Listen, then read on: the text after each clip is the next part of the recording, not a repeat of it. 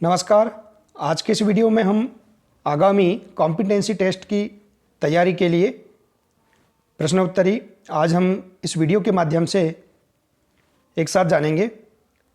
निष्ठा प्रशिक्षण कोर्स 1 से लेकर 18 तक संपूर्ण प्रश्नोत्तरी एक साथ, जिसमें 180 महत्वपूर्ण प्रश्नोत्तर दिए हुए हैं।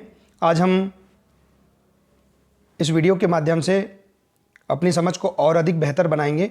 आइए आगामी कॉम्पिटेंसी टेस्ट की तैयारी के लिए महत्वपूर्ण 180 प्रश्नोत्तर। आइए साथियों, इससे पहले जो भी साथी हमारे इस चैनल पर नए हैं, प्लीज़ चैनल को सब्सक्राइब कर लें, बेल आइकन को प्रेस कर लें, ताकि इसी प्रकार की महत्वपूर्ण जानकारी सबसे पहले आप तक पहुंचते रहें। आइए जानते हैं महत्वपूर्ण प्रश्न।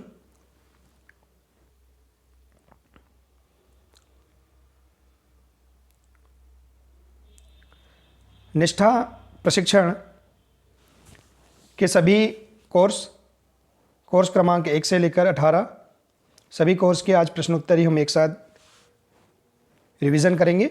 आइए करते हैं। निष्ठा प्रशिक्षण मॉड्यूल 1 पाठ्यचर्या और समावेशी कक्षा के प्रश्नोत्तरी देखते हैं। पहला प्रश्न है, भारत में शिक्षा पर पहली और दूसरी राष्ट्रीय नीति को किन वर्षों में तैयार किया गया था?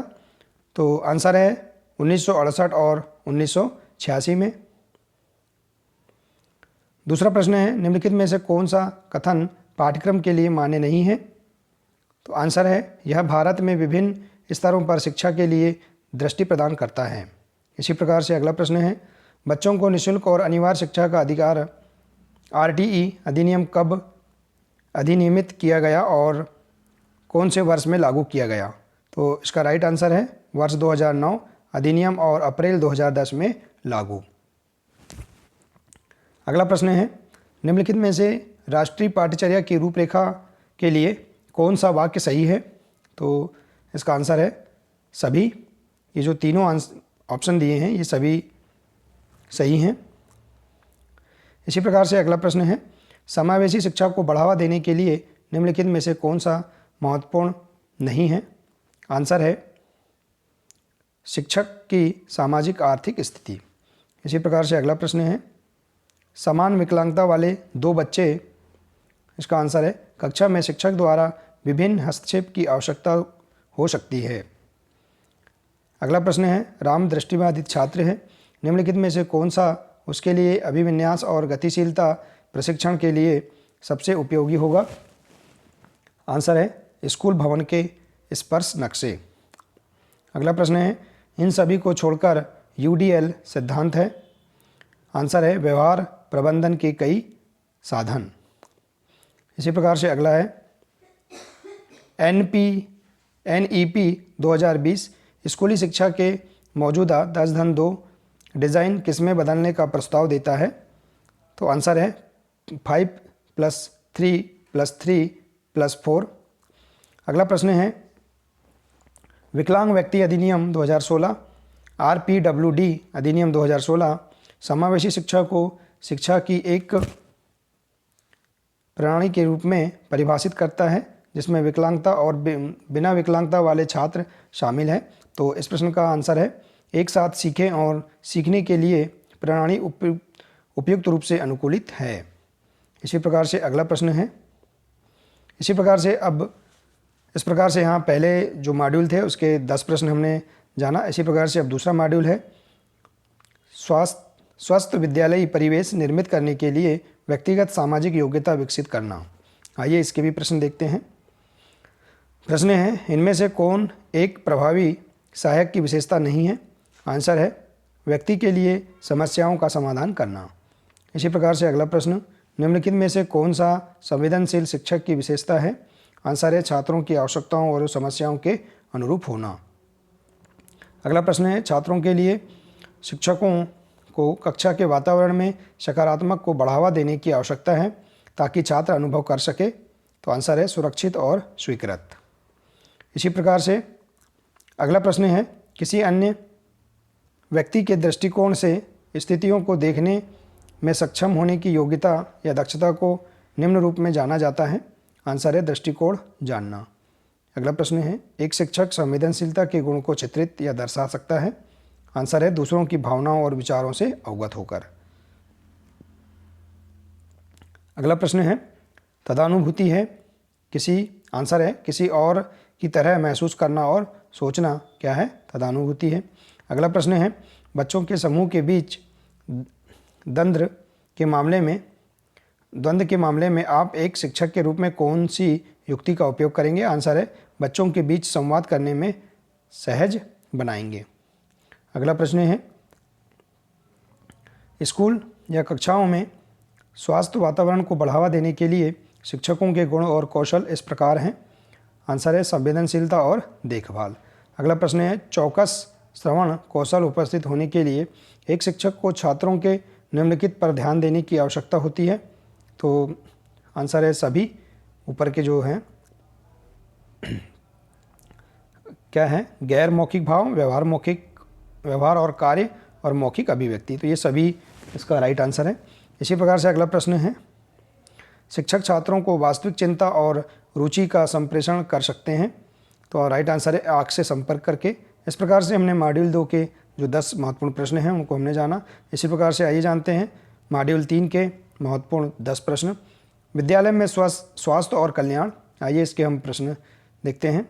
प्रश्न है पहला, मुख्यतः घरेलू हिंसा कहाँ होती है? आंसर है ऊपर के दोनों, मतलब हम कह सकते हैं गरीब परिवार में और कुलीन परिवार में।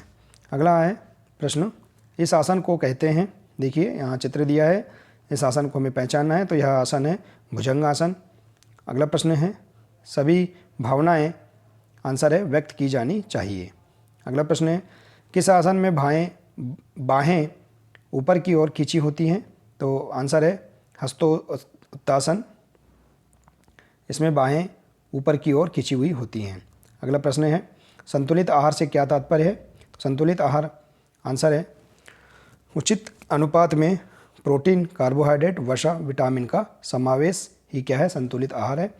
अगला प्रश्न है स्कूल सुरक्षा और स्वच्छता में क्या नहीं आता? आंसर है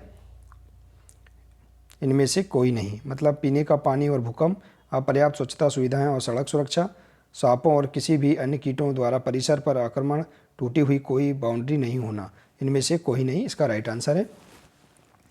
अगला प्रश्न है शारीरिक स्वास्थ्य में क्या नहीं आता?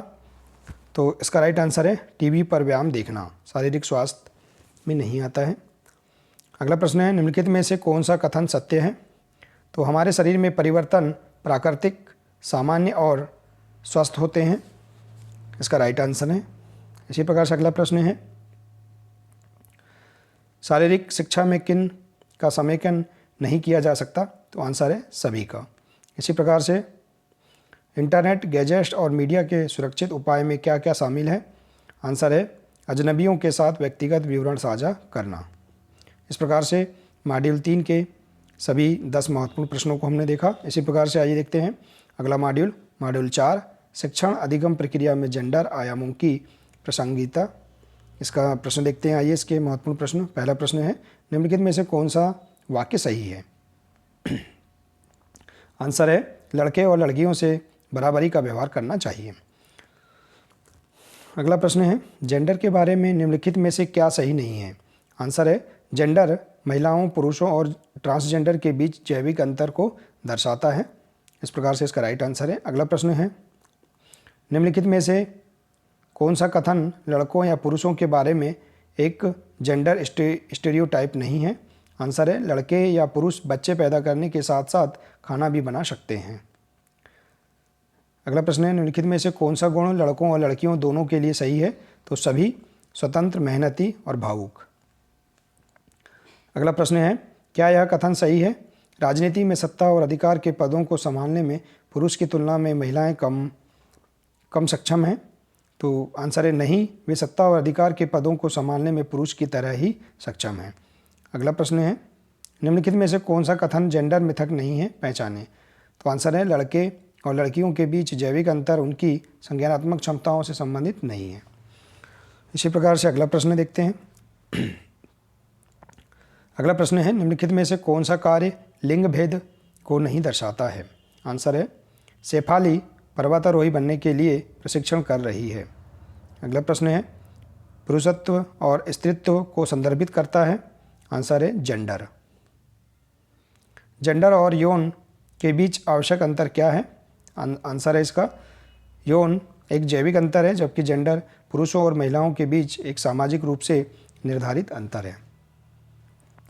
अगला प्रश्न है, निम्नलिखित में से कौन सा कथन लड़कियों या महिलाओं के बारे में स्टीरियोटाइप नहीं है? आंसर है चौथे नंबर का, लड़कियों या महिलाओं के पास नेतृत्व कौशल है और वे किसी भी पेशे में उत्कृष्टता प्राप्त कर सकती हैं। तो इस प्रकार से हमने मॉड्यूल 4 के 10 महत्वपूर्ण प्रश्न जाना। इसी प्रकार से मॉड्यूल 5 के हम आइए प्रश्न देखते हैं। मॉड्यूल 5 है शिक्षण अधिगम और मूल्यांकन में ICT यानी सूचना एवं संचार प्रौद्योगिकी का समन्वय। आइए प्रश्न देखते हैं। ई सामग्री निर्माण के निःशुल्क एवं ओपन सोर्स सॉफ्टवेयर या मंच है? तो इसका आंसर है सभी में आ जाएगा। पहला HSP, दूसरा है सभी, तीसरा स्क्रैच, DCT और ओपन शॉर्ट वीडियो एडिटर, तो इनमें सभी आ जाएंगे। इसी प्रकार से अगला प्रश्न है, निम्नलिखित में से कौन सा कथन सत्य नहीं है? पहला आंसर है open short video editor games और एनिमेशन बनाने के लिए फ्री ऑनलाइन प्रोग्रामिंग सॉफ्टवेयर है। अगला प्रश्न है ई पाठशाला है? आंसर है सभी में ये तीनों जो हैं ये आ जाएंगे। इसी प्रकार से अगला है एक फ्री और ओपन सोर्स सॉफ्टवेयर है? तो आंसर है कोई भी नहीं, मतलब ये जो नीचे की जो दिया है इनमें से भी कोई नहीं है। इसी प्रकार से अगला प्रश्न है ICT समेकित शिक्षण के लिए विषय वस्तु विश्लेषण की क्या आवश्यकता है? तो ये सभी जो पहला, दूसरा और तीसरा दिया है तो ये सभी आ जाएंगे इस प्रश्न के आंसर। इसी प्रकार से अगला प्रश्न है ओपन एजुकेशन रिसोर्स यानी OER है? तो आंसर है सभी। यहाँ देखिए जो तीनों ऑप्शन दिए हैं इनको हम ध्यानपूर्वक पढ़ लेंगे। तो ये सभी जो हैं ओपन एजुकेशन रिसोर्स हैं। इसी प्रकार से ई सामग्री हैं, तो यहाँ भी देखिए ई सामग्री, यहाँ जो तीनों ऑप्शन दिए हैं फर्स्ट, सेकंड और थर्ड, इनमें जो दिया है ये सभी क्या है? ई सामग्री हैं। इसी प्रकार से अगला है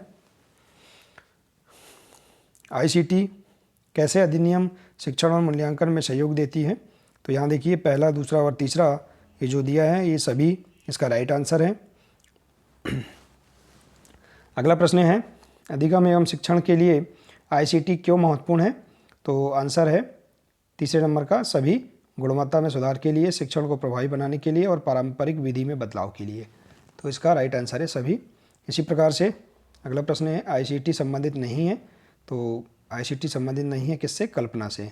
इस प्रकार से हमने मॉड्यूल 5 के 10 महत्वपूर्ण प्रश्नों को जाना। इसी प्रकार से हम मॉड्यूल 6 के महत्वपूर्ण प्रश्न देखते हैं। मॉड्यूल 6 है कला समेकित शिक्षा। आइए देखते हैं इसके महत्वपूर्ण प्रश्न।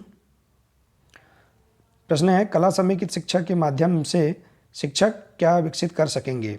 आंसर है कला अनुभव के लिए गतिविधियाँ। इसी प्रकार से अगला प्रश्न है निम्नलिखित में से कौन सी कला प्रदर्शन कला नहीं है? तो चित्रकला जो है वो प्रदर्शन कला नहीं है।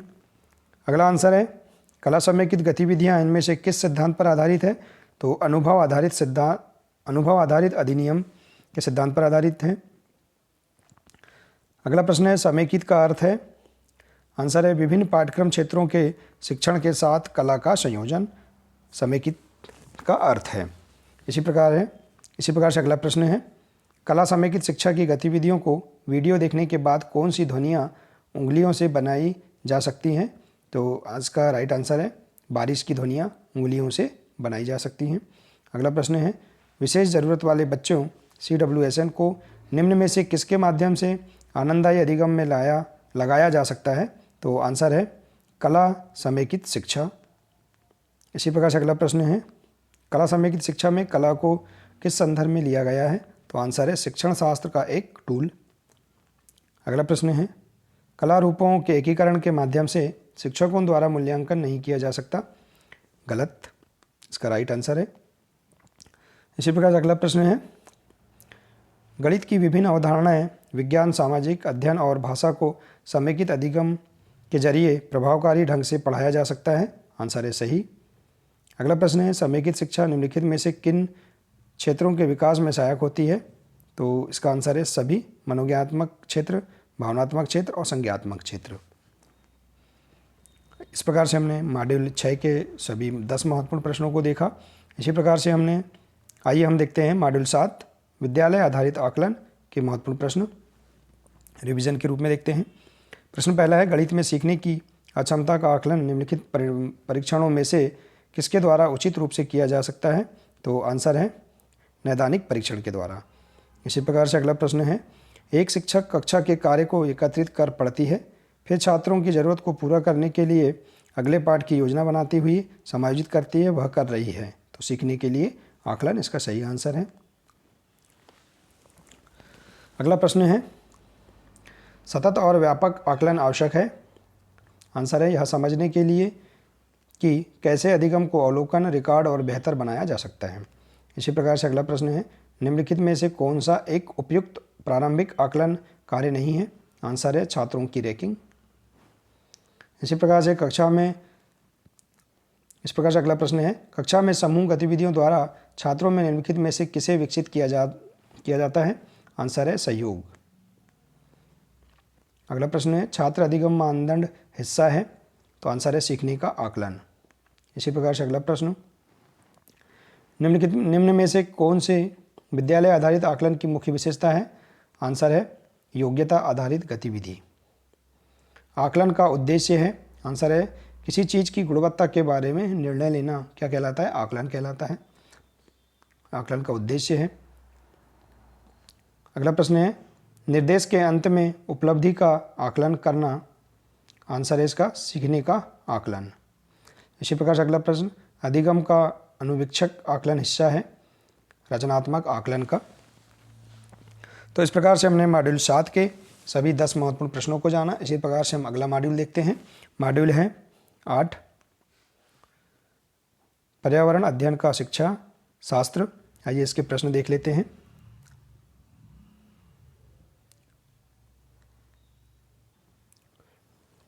आइए अगला प्रश्न देखते हैं। मॉड्यूल 8 पहला प्रश्न है, निम्नलिखित में से कौन सा कथन पाठचर्या संबंधी अपेक्षाओं और सीखने के प्रतिफलों के बारे में सही है? आंसर है प्रत्येक कक्षा के लिए सीखने के प्रतिफल अलग होते हैं। इसी प्रकार से अगला प्रश्न है, कक्षा 1 और 2 में पर्यावरण अध्ययन है? आंसर है भाषा और गणित के साथ पढ़ाया जाता है। तीसरा अगला प्रश्न है, प्राथमिक स्तर पर पर्यावरण अध्ययन के सीखने के उद्देश्यों में शामिल नहीं किया जाता है? आंसर है विद्यार्थियों को वैज्ञानिक नियम याद करने में मदद करना। इसी प्रकार से अगला प्रश्न, विभिन्न मापदंडों के लिए विद्यार्थी की सीखने की प्रगति और उनके स्तरों का पता लगाने के लिए निम्नलिखित विकल्प में से कौन सा सबसे उपयुक्त है? आंसर है रूब्रिक्स। अगला प्रश्न है, पर्यावरण को सुरक्षित रखने वाले 3 र हैं? आंसर है रिड्यूस, रीयूज, रिसाइकल। अगला प्रश्न है, निम्नलिखित में से कौन सा पर्यावरण अध्ययन शिक्षण अधिगम के अनुरूप नहीं है? आंसर है प्रत्येक बच्चा अपने ज्ञान का सर्जन स्वयं करता है। अगला प्रश्न है, निम्नलिखित में से कौन सा बच्चों के बीच व्यक्तिगत सामाजिक गुणों को बढ़ने में मदद करता है? आंसर है कक्षा में सहयोगी और सहकारी रूप से सीखने को बढ़ावा देना। इसी प्रकार से प्राथमिक स्तर के लिए पर्यावरण अध्ययन की पाठचर्या में होना चाहिए? आंसर है आसपास की चीज़ों की जांच पड़ताल करने के अवसर उपलब्ध करवाएं। इसी प्रकार से अगला प्रश्न है, पर्यावरण अध्ययन जिसे बढ़ावा नहीं देता? आंसर है परिभाषाओं को याद करना। अगला प्रश्न है, राष्ट्रीय पाठ्यचर्या की रूपरेखा के अनुसार पर्यावरण अध्ययन के लिए कौन सा वाक्यांश सही है? आंसर है पर्यावरण अध्ययन की प्रकृति अंतर विषयक है। तो इस प्रकार से हमने मॉड्यूल 8 के 10 महत्वपूर्ण प्रश्नों को जाना। इसी प्रकार से मॉड्यूल 9 के महत्वपूर्ण प्रश्न देखते हैं। मॉड्यूल 9 है गणित का शिक्षा शास्त्र। प्रश्न है, इनमें से किसे गणित को आनंददायी बनाने की ज़रूरत नहीं है? आंसर है सी नंबर, परिकल्पना और उसका सत्यापन करना। दूसरा है प्रश्न, व्यंजक x-2 है? आंसर है ए नंबर का, किसी ज्ञात और अज्ञात संख्या के बीच का संबंध। अगला प्रश्न है, निम्नलिखित में से कौन सा विकल्प सही नहीं है? गणित सिखाने में खेल का उपयोग किया जाता है? आंसर है बच्चों की ऊर्जा और समय की बर्बादी के लिए। अगला प्रश्न है, संदर्भों पर विचार करें। एक पेड़ के नीचे खड़ा एक आदमी अपने भाई और 15 भाई और अपने 15 मीटर चलता है और उसी स्थान से एक और व्यक्ति अपने दाईं ओर, बाईं ओर है, यहाँ भाई लिखा है, मिस प्रिंट हो गया है, पुनः देख लेते हैं। एक पेड़ के नीचे खड़ा एक आदमी अपने बाईं ओर 15 मीटर चलता है, उसी स्थान से एक और व्यक्ति अपने दाईं ओर 20 मीटर दूरी चलता है। अवनी और शुभम 5 मंजिला इमारत की तीसरी मंजिल पर खड़े हैं। अवनी चौथे मंजिल की ओर 15 कदम ऊपर जाती है और शुभम 15 कदम नीचे दूसरी मंजिल की ओर आता है। तो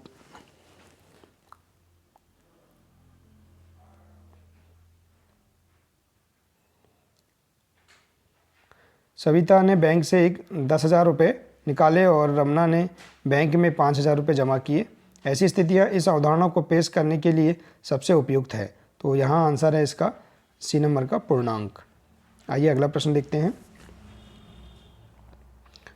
इनमें से कौन सा बयान सही है? गणित की पढ़ाई करते समय बच्चे सीखते हैं। आंसर है गणितीय बयानों को याद करना।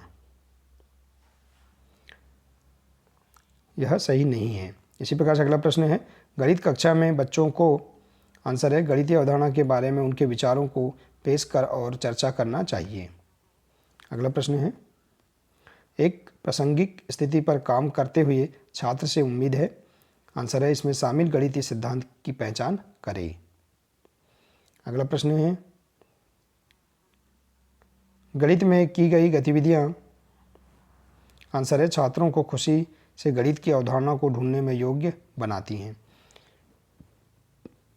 अगला प्रश्न है, प्राथमिक स्तर पर गणित सीखने के मूल्यांकन के लिए इस पर ध्यान दिया जाना चाहिए। आंसर है बच्चे कैसे सीखते हैं। अगला प्रश्न है, गणित की यह विकसित करने में मदद नहीं करता। गणित को यहाँ विकसित करने में मदद नहीं करता। आंसर है शारीरिक शक्ति गणित को सीखने में मदद नहीं करता है। इस प्रकार से हमने मॉड्यूल 9 के 10 प्रश्न जाना। इसी प्रकार से मॉड्यूल 10 के आइए प्रश्नों को देखते हैं। मॉड्यूल 10 है सामाजिक विज्ञान का शिक्षण शास्त्र। पहला प्रश्न है, राजतंत्रात्मक शासन प्रणाली में कौन निर्णय लेता है और सरकार चलाता है? तो आंसर है राजा या रानी। दूसरा प्रश्न है, सामाजिक विज्ञान सामाजिक अध्ययन वर्ग में मॉक संसद का संचालन करने का मुख्य कारण क्या है? आंसर है राजनीति संस्थाओं के कामकाज की कुछ समझ विकसित करना। अगला प्रश्न है, एक ग्लोब के बारे में निम्नलिखित बयान में से कौन सा सही नहीं है? आंसर है ग्लोब महाद्वीपों का सही आकार नहीं दिखाता। अगला प्रश्न है, 23.5 डिग्री दक्षिणी अक्षांश के रूप में जाना जाता है, तो किसे जाना जाता है? मकर रेखा को। निम्नलिखित में से कौन सा कथन सही है? साहित्यिक स्रोत, अक्षांशों की सभी रेखाएं भूमध्य रेखा से छोटी होती हैं। यह कथन सही है। इसी प्रकार से अगला प्रश्न है, कॉलम 1 और कॉलम 2 यानी बी के साथ मैच करें। कॉलम 1 को कॉलम बी के साथ मैच करें और नीचे दिए गए कोड का उपयोग करके सही उत्तर का चयन करें। देखिए तो यहाँ पर इस प्रकार से दिया है। तो यहाँ इसका आंसर, डायरेक्ट आंसर यहाँ बता दिया गया है। पांडुलिपियाँ, चीज़ें जो ज़मीन से खोदकर निकाली जाती हैं। शिलालेख, अतीत से संबंधित इमारतें या तो ज़मीन से खोदकर निकाली गई हैं या ज़मीन पर स्थित हैं। स्मारक, हस्तलिखित प्राचीन पुस्तकें हैं। पुरातात्विक साक्ष्य ईंटों पर उत्कीर्ण हैं। लेखन जो या तो पत्थर की सतह पर या धातु पर। अगला प्रश्न है, साहित्यिक स्रोत हैं महाकाव्य, पुराण और स्मृति। देखिए यहाँ कुछ टाइप करने में कुछ मिसप्रिंट हो चुका है, तो इसे हम थोड़ा सही पढ़ सकते हैं। साहित्यिक स्रोत हैं महाकाव्य, पुराण, स्मृति। इसी प्रकार से अगला प्रश्न है, विभिन्न आजीविका के बारे में पढ़ाते समय निम्नलिखित में से कौन सी विधि उपयुक्त होगी? आंसर है ड्रा या लिखें और चर्चा करें। अगला प्रश्न है, कौन सी विधि विद्यार्थी या शिक्षार्थी द्वारा इसे सीखने के प्रतिफल की योग्यता को प्राप्त करने के लिए सबसे सटीक होगी। जांच करना कि क्या लोगों के पास जीविका कमाने के साधन समान अवसर हैं। तो आंसर है परियोजना आधारित ज्ञान। अगला प्रश्न है सामाजिक विज्ञान का पठन पाठन बढ़ावा देता है। आंसर है स्वतंत्रता, विश्वास और विविधता के लिए सम्मान जैसे मानवीय मूल्य। इस प्रकार से हमने मॉड्यूल 10 के महत्वपूर्ण 10 प्रश्नों को जाना। इसी प्रकार से आइए अगला मॉड्यूल देखते हैं, मॉड्यूल 11। मॉड्यूल 11 है भाषा शिक्षण शास्त्र। आइए इसके प्रश्न देख लेते हैं। निम्नलिखित में से कौन सा पढ़ने के समय करने का कार्य है। तो आंसर है कक्षा को 4 या 2 के समूह में विभाजित करना और पाठ को बारी बारी से पढ़वाना। पूर्णविराम शिक्षक बच्चों को समझ के साथ पाठ को रिकॉर्ड या व्याख्या करने को कहना। इसी प्रकार से अगला प्रश्न है एक पूर्व पठन कार्य का उद्देश्य है। आंसर है पाठ के विचारों के साथ सीखने के लिए पिछले अनुभव और ज्ञान को जोड़ना। अगला है पढ़ना अर्थ गणना है। इस कथन से क्या अभिप्राय है। आंसर है पढ़ना पाठ के वर्णमाला और शब्दों के अक्षरों का डिकोडिंग या व्याख्या है। अगला प्रश्न है वर्तमान समय में भाषा सीखने के नज़रिए से निम्नलिखित में से कौन सा सच है। तो आंसर है सुनना, बोलना, पढ़ना, लिखना, ध्यान देना और सोचना एक साथ विकसित होता है। आइए अगला प्रश्न देखते हैं। जब बच्चे स्कूल में प्रवेश करते हैं तो हमें खालिस्तान। आंसर है मौखिककरण साधनों के माध्यम से भाषा के साथ परिचित कराना है। अगला प्रश्न है निम्नलिखित में से कौन सा कथन सही है। आंसर है कथन 3 और कथन 4 सही हैं। कथन 3 और ये मतलब तीसरा और चौथा ए नंबर का ऑप्शन सही है। इसी प्रकार से बच्चे या मानव सीखता है। आंसर है काफ़ी प्रयास के बिना मातृभाषा। अगला प्रश्न है भाषा सीखने में केंद्रीयता का अर्थ है कि। आंसर है सभी विषय वस्तु सीखना मूल रूप से भाषा सीखना है। अगला प्रश्न है मातृभाषा आधारित बहुभाषिकता क्या है। आंसर है डी नंबर का सभी बच्चे अपनी मातृभाषा में स्कूली शिक्षा शुरू करते हैं और कई भाषाओं को जोड़ते हुए आगे बढ़ते हैं। अगला प्रश्न है भाषा सीखने की रणनीति के रूप में बहुभाषिकता का क्या अर्थ है। आंसर है कक्षा में शिक्षण अधिगम के लिए बच्चों की भाषा का उपयोग करना। तो इस प्रकार से हमने मॉड्यूल 11 के महत्वपूर्ण 10 प्रश्न जाना। इसी प्रकार से मॉड्यूल 12 के महत्वपूर्ण प्रश्न जानते हैं। आइए देखते हैं। तो आइए देखते हैं मॉड्यूल 12 विज्ञान का शिक्षा शास्त्र, इसके महत्वपूर्ण प्रश्न। पहला प्रश्न है शिक्षक ने शिक्षार्थियों को हर्बल उद्यान में अपनी ऊंचाई का उपयोग करते हुए पौधे की तुलनात्मक लंबाई मापकर तथा धागे का उपयोग करते हुए पौधे के तने की सतह को छूते हुए मोटाई मापकर डेटा संग्रह करने के लिए गतिविधि में शामिल करते हैं। तो इस गतिविधि को करने के दौरान शिक्षार्थी कौन सी विज्ञान प्रक्रिया कौशल से गुजरेंगे, निम्नलिखित को देखें। तो इसका आंसर आएगा, देखिए यहाँ पर जो ऑप्शन दिए हैं इनमें से इसका आंसर है सी नंबर का पहला, दूसरा और तीसरा सही है। लंबाई का तुलनात्मक माप, दूसरा है स्पर्श अनुभव के माध्यम से अवलोकन, तीसरा है धागा और स्केल का उपयोग कर सटीक माप। तो पहला, दूसरा, तीसरा तीनों सही हैं। इसी प्रकार से अगला प्रश्न है, देखिए अगला प्रश्न है शिक्षक ने छात्रों को नोटबुक में अपनी पसंद के पौधे के स्केच बनाने और उसे रंगने, चित्र लेने और कोलाज बनाने के लिए एक गतिविधि में शामिल किया।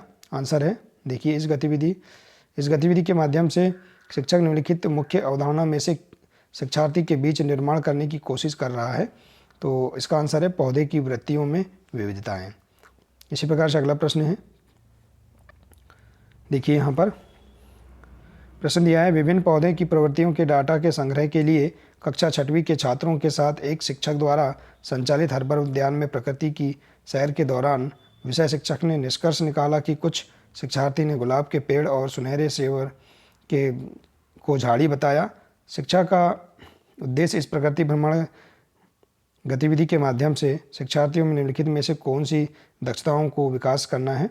तो आंसर है शिक्षार्थी पौधों को उनकी प्रवृत्ति के आधार पर वर्गीकृत करने में सक्षम होंगे। अगला प्रश्न है, आप नीचे दी गई गतिविधि छात्रों के समक्ष प्रदर्शित कर रहे हैं। प्याज को काटकर पानी में मिला दिया। अब यह जल धनात्मक लिटमस परीक्षण दिखाएगा। इसके कारण का अध्ययन करते हैं।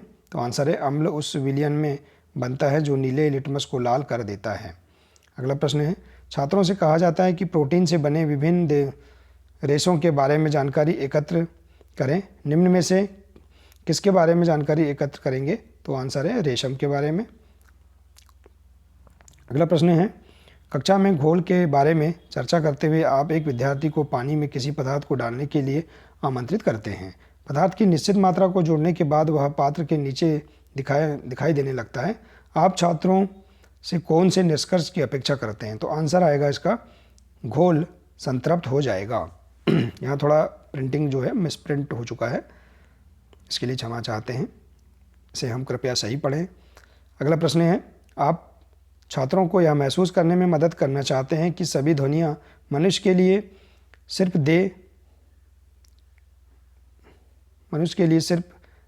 दे नहीं, मिसप्रिंट हो चुका है, नहीं है। आप राय में इसकी सबसे प्रभावी कार्यनीति क्या हो सकती है? तो परियोजना।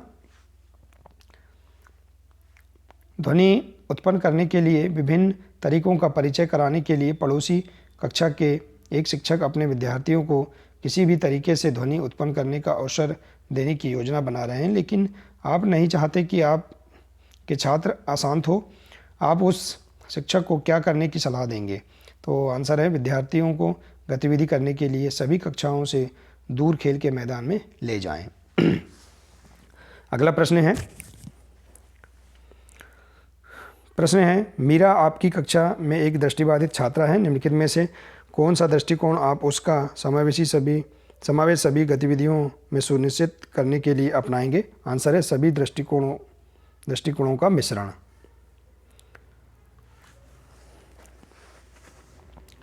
अगला प्रश्न है, भारत में स्कूली शिक्षा के किस चरण में विज्ञान को एक अलग विषय शास्त्र के रूप में शुरू किया जाता है? सबसे महत्वपूर्ण प्रश्न है। तो आंसर है, उच्च प्राथमिक। तो इस प्रकार से हमने मॉड्यूल 12 के 10 महत्वपूर्ण प्रश्न जाना। इसी प्रकार से हम अगला मॉड्यूल देखते हैं, मॉड्यूल 13, विद्यालय नेतृत्व संकल्पना और अनुप्रयोग। आइए इसके प्रश्न देखते हैं। विद्यालय के स्टाफ के साथ दल अधिगम की प्रक्रिया का समेकन करने के लिए उचित अवसर क्या है? तो इसका राइट आंसर है तीसरे नंबर का, स्टाफ मीटिंग। अगला प्रश्न है, विद्यालय नेतृत्व का सीधा प्रभाव छात्र अधिगम पर पड़ता है। इसका अर्थ है, आंसर है विद्यालय, दूसरे नंबर का, विद्यालय प्रमुख द्वारा कक्षा में शिक्षण अधिगम प्रक्रिया में सम्मिलित होना। तीसरा प्रश्न है, विद्यालय विकास योजना किसके लिए उपयोगी नहीं है? आंसर है चौथे नंबर का, केवल प्रशासकीय उद्देश्यों के लिए। अगला प्रश्न है, इनमें से कौन सा विकल्प सक्रिय अधिगम नहीं है? तो इसका आंसर है दूसरे नंबर का, सक्रिय अधिगम व्यक्तिगत सोच को प्रोत्साहित नहीं करता। अगला प्रश्न है, विद्यालय में अधिगम संस्कृति विकसित करने की संकल्पना को इनमें से कौन सा विकल्प सुपरिभाषित कर सकता है? तो इसका आंसर है चौथे नंबर का, दल अधिगम। इसी प्रकार से अगला प्रश्न है, इनमें से कौन से अकादमिक नेतृत्व के मुख्य अवयव नहीं हैं? तो आंसर है इसका चौथे नंबर का, प्रशासनिक नियमों एवं विनिमय की समझ। अगला प्रश्न है, शिक्षण शास्त्र विषय वस्तु ज्ञान की संकल्पना में निम्न में से कौन सा बिंदु सहायक नहीं है? तो इसका राइट आंसर है चौथे नंबर का, विद्यालय के भौतिक संसाधन। इसी प्रकार से अगला प्रश्न है, स्वयं को विद्यालय या अध्यापक नेतृत्वकर्ता के रूप में विकसित करने हेतु 3 मुख्य अवयव क्या हैं? तो इसका आंसर है दूसरे नंबर का, ज्ञान, कौशल और अभिवृत्ति। अगला प्रश्न है, विद्यालय प्रमुख के तौर पर विद्यालय नेतृत्वकर्ता की क्या भूमिका होना चाहिए? तो इसका आंसर है चौथे नंबर का, लीडर बाय पोजीशन के साथ साथ लीडर बाय एक्शन होना चाहिए। अगला है 10वां प्रश्न, प्रभावशाली नेतृत्वकर्ता बनने के लिए स्वयं के कौन से 2 महत्वपूर्ण गुण आवश्यक है? तो इस प्रश्न का राइट आंसर है तीसरे नंबर का, पहलकर्ता एवं सकारात्मक दृष्टिकोण। तो इस प्रकार से हमने मॉड्यूल 13 के सभी 10 महत्वपूर्ण प्रश्न जाना। इसी प्रकार से हम अगला मॉड्यूल देखते हैं, मॉड्यूल 14, विद्यालयी शिक्षा में नई पहलें। आइए इनके प्रश्न उत्तर देखते हैं। प्रश्न है, समग्र शिक्षा एक एकीकृत योजना है जिसमें सरकार की 3 पूर्ववर्ती प्रायोजित योजनाएं हैं? आंसर है डी नंबर का सर्व शिक्षा अभियान, SSA राष्ट्रीय माध्यमिक शिक्षा अभियान, RMSA और शिक्षक शिक्षा। अगला प्रश्न है निम्नलिखित में से कौन दोपहर का भोजन योजना का दृष्टिकोण नहीं है? आंसर है अतिथि भोजन। अगला प्रश्न है राज्यों और संघ राज्यों में समग्र शिक्षा की कार्यान्वयन संस्था कौन सी है? तो आंसर है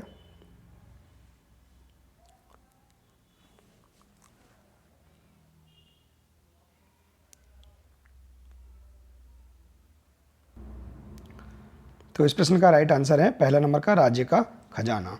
इसी प्रकार से अगला प्रश्न है समग्र शिक्षा किन वर्गों में शामिल है? आंसर है पूर्व विद्यालय से 12वीं तक। इसी प्रकार से अगला प्रश्न है समग्र शिक्षा योजना के मुख्य घटक हैं? तो इसका आंसर है यहाँ ए नंबर का 1 2 3 4 5, मतलब ये शुरू से जो पहले से 6वें नंबर तक जो दिए हैं ये समग्र शिक्षा योजना के मुख्य घटक हैं। इसी प्रकार से अगला प्रश्न है नेशनल अचीवमेंट सर्वे की आवश्यकता क्यों है? तो आंसर है सीखने के परिणामों का आकलन करने के लिए। इसी प्रकार से अगला प्रश्न है प्रारंभिक स्तर पर राष्ट्रीय उपलब्धि सर्वे NAS 3 कक्षाओं में बच्चों की सीखने की उपलब्धि का आकलन करने के लिए किया गया है। कौन कौन सी कक्षाओं के किन कक्षाओं में कह रहा है यहाँ? प्रारंभिक स्तर पर राष्ट्रीय उपलब्धि सर्वे NAS किन कक्षाओं में बच्चों की सीखने की उपलब्धि का आकलन करने के लिए किया गया है? तो आंसर है कक्षा 3 से 9 तक। अगला प्रश्न है निम्नलिखित में से कौन सा भारत में समावेशी शिक्षा के इतिहास में एक मील का पत्थर है? आंसर है सी नंबर का सर्व शिक्षा अभियान 2000। इसी प्रकार से अगला प्रश्न है वर्तमान समय में डाटा एकत्र करने के लिए सरकार द्वारा शुरू किया गया ऑनलाइन पोर्टल है? तो यूडाइस शिक्षा के लिए एकीकृत जिला सूचना प्रणाली। अगला प्रश्न है स्कूल शिक्षा में संबंधित सभी जानकारी प्रदान करने हेतु देश भर में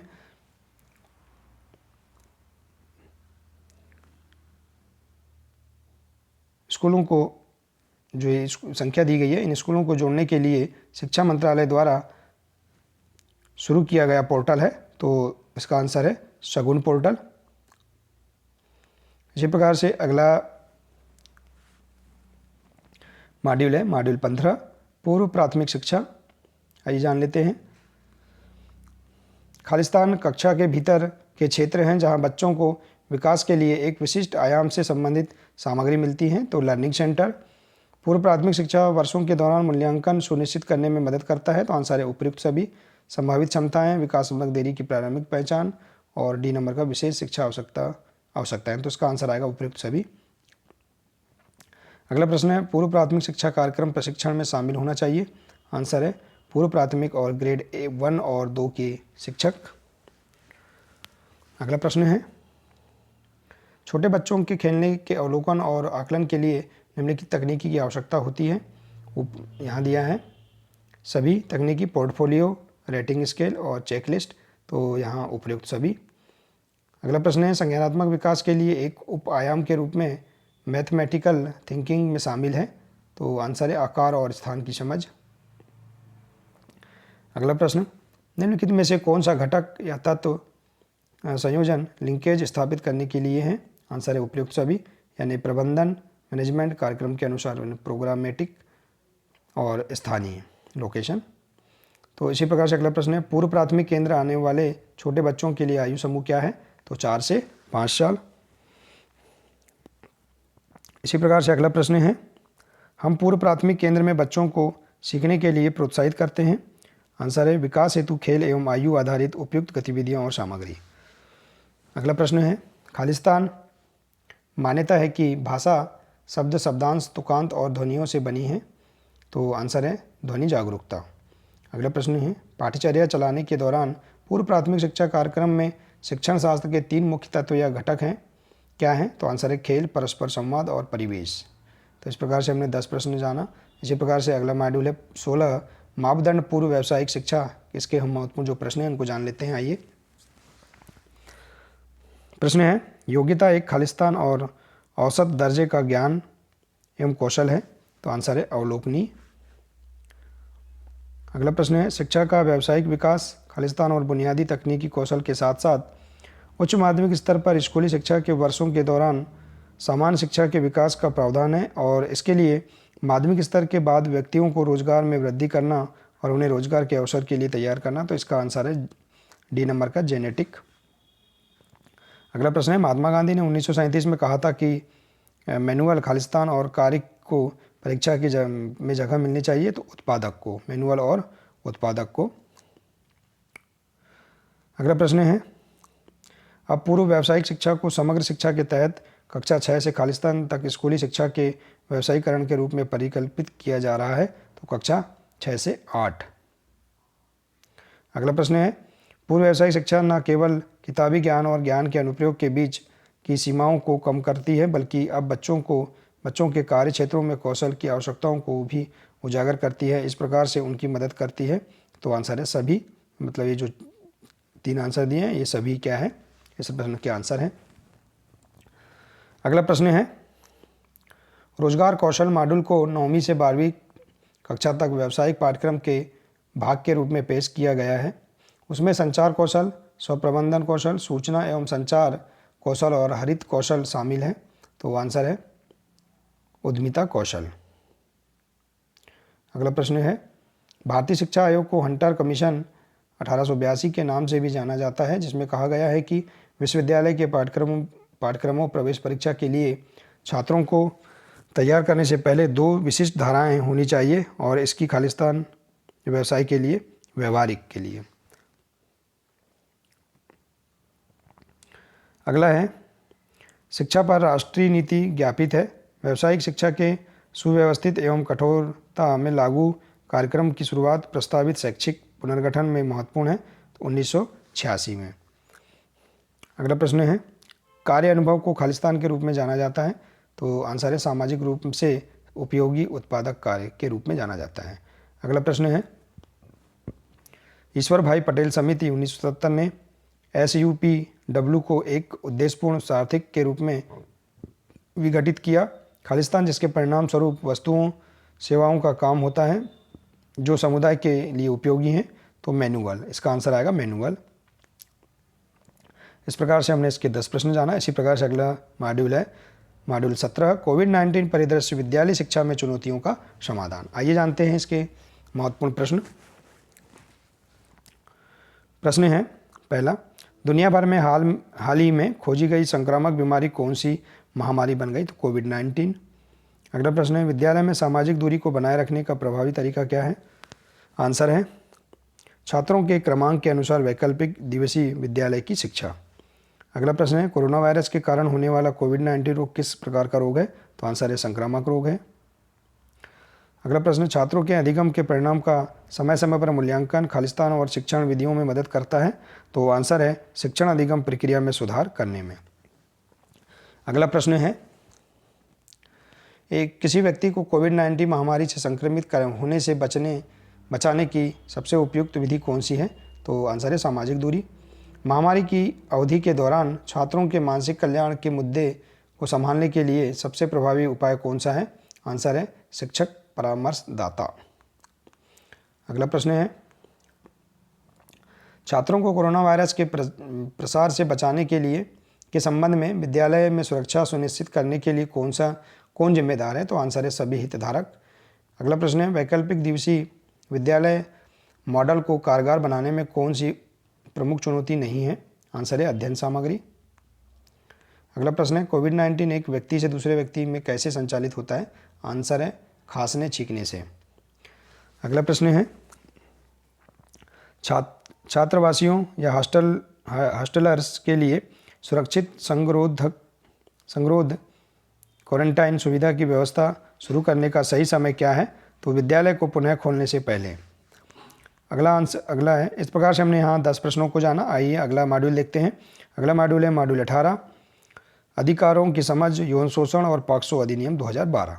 आइए इसके महत्वपूर्ण प्रश्नों को हम जान लेते हैं। प्रश्न है, बाल लैंगिक शोषण हो सकता है क्योंकि, आंसर है कारणों का अनुमान नहीं लगाया जा सकता। अगला प्रश्न है, कृत्य कब एक गुरुतर या अपराध बन जाता है, आंसर है जो व्यक्ति विश्वास या अधिकार की स्थिति में हो, कृत्य उसके द्वारा किया गया हो। अगला प्रश्न है, बाल लैंगिक शोषण की रिपोर्ट की जानी चाहिए जब सभी परिस्थितियों में जैसे ही इसके बारे में पता चले। यही आंसर है इसका। अगला प्रश्न है, किसी बच्चे को नग्न चित्र दिखाना। आंसर है इसका लैंगिक शोषण। तो सभी बच्चे को नग्न चित्र दिखाना क्या है? लैंगिक शोषण है। अगला प्रश्न है, बाल लैंगिक शोषण खालिस्तान से होता है। तो आंसर है लड़के और लड़की दोनों से। अगला प्रश्न है, एक शिक्षक उस बच्चे का समर्थन कैसे कर सकता है जो अपने लैंगिक शोषण के बारे में बात साझा कर रहा है? तो आंसर है सहानुभूति के साथ बच्चे की बात सुने और बात करें। अगला प्रश्न है, कौन सा अधिनियम बाल शोषण अपराधी को दंडित करने के लिए विशेष कानून है? तो पॉक्सो अधिनियम 2012 इसका राइट आंसर है। इसी प्रकार से अगला प्रश्न है, अगर आपको बच्चे के साथ हुई किसी भी लैंगिक अपराध के बारे में पता चलता है तो आप किसे रिपोर्ट करेंगे? तो आंसर है पुलिस या SJPU इसका राइट आंसर है। अगला है, बच्चा कौन है? कोई भी व्यक्ति। आंसर है जो 18 वर्ष की आयु से कम है। अगला प्रश्न है, उत्तरजीविता अधिकार में शामिल है। आंसर है भोजन, कपड़ा और आश्रय। तो इस प्रकार से हमने आज साथियों इस वीडियो के माध्यम से मॉड्यूल 1 से लेकर 18 तक की जो संपूर्ण महत्वपूर्ण प्रश्नोत्तरी हैं जो कि हमारे आगामी कॉम्पिटेंसी टेस्ट की तैयारी के लिए महत्वपूर्ण हो सकते हैं और हमारी समझ को और अधिक बेहतर बनाते हैं। तो साथियों हमने इस प्रकार से सभी प्रश्नोत्तर सभी मॉड्यूल 1 से लेकर 18 जिनको हमने एक साथ इस वीडियो के माध्यम से जाना और हमारी समझ को और अधिक हमने बेहतर बनाया। साथियों आप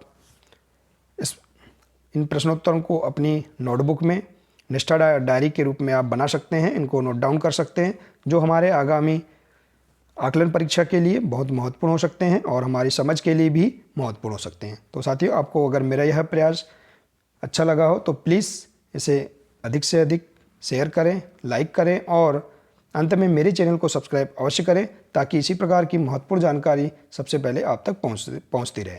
साथियों यह जो PDF थी, यह PDF हमारे एक शिक्षक साथी संतोष कुमार यादव जो अनूपपुर ज़िले से हैं, इनके द्वारा यह बनाई गई है, जिसे मेरे द्वारा इस वीडियो के माध्यम से यहाँ बताया गया है। तो साथियों यह बहुत ही महत्वपूर्ण PDF है, इसे हम अपनी नोटबुक में नोट डाउन कर सकते हैं। तो मिलते हैं साथियों अगले वीडियो में। आज के लिए सिर्फ इतना ही है। नमस्कार।